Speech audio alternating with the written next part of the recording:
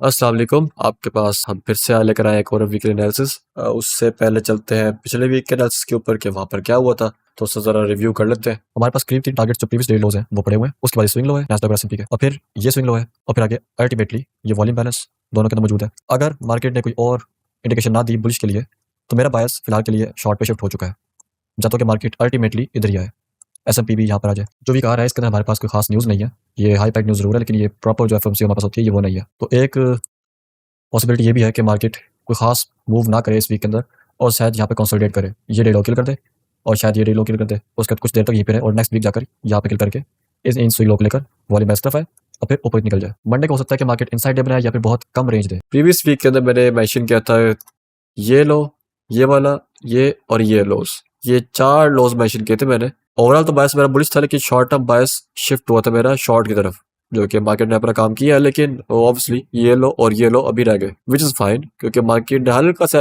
Weekly FEG को tap किया है, वीकली लो किल किया है और मार्केट वापस ऊपर चली गई है। फिर मैंने ये भी मेंशन किया था कि मंडे को हो सकता है कि मार्केट या तो रेंज बाउंड रहे या फिर कम रेंज दे। जो लोग मंडे वाले दिन ट्रेड करने बैठे थे वो मेरी इस बात से एग्री करेंगे, कोई स्मूथ मूवमेंट नहीं थी मंडे को। अब आए थे इस वीक एनालिसिस के ऊपर। जो ये डेली कैंडल थी, इसने इस बुलिश एफईजी को हल्का सा मोहॉक से फिल किया, ठीक है। उसके बाद वापस से मार्केट रिवर्स हो गई है। फिर मार्केट ने अगली बेस्ट प्राइस रेंज जो कि ये बनती है, ठीक है, पूरी की पूरी, उसका भी 50% पूरा ब्रेक करके आगे चली गई। लेकिन फ्राइडे को मार्केट बिल्कुल इसके हाई पे जाके बॉडी क्लोज करती है, लेकिन विक से ये डेली हाई किल करती है, ऑल टाइम हाई पे भी रह जाता है। एस&पी ने ये वाला डेली हाई किल ही नहीं किया, जबकि एस&पी पूरी ये वाली बेस्ट प्राइस रेंज फ्लिप करके दोबारा से ऊपर आ चुकी है। इसके पहले ये वाली बेस्ट प्राइस रेंज बेरिश थी, अब ये बुलिश पे आ चुकी है। तो मतलब कि मार्केट को असूलन चाहिए कि इसको नीचे जाने से रोके।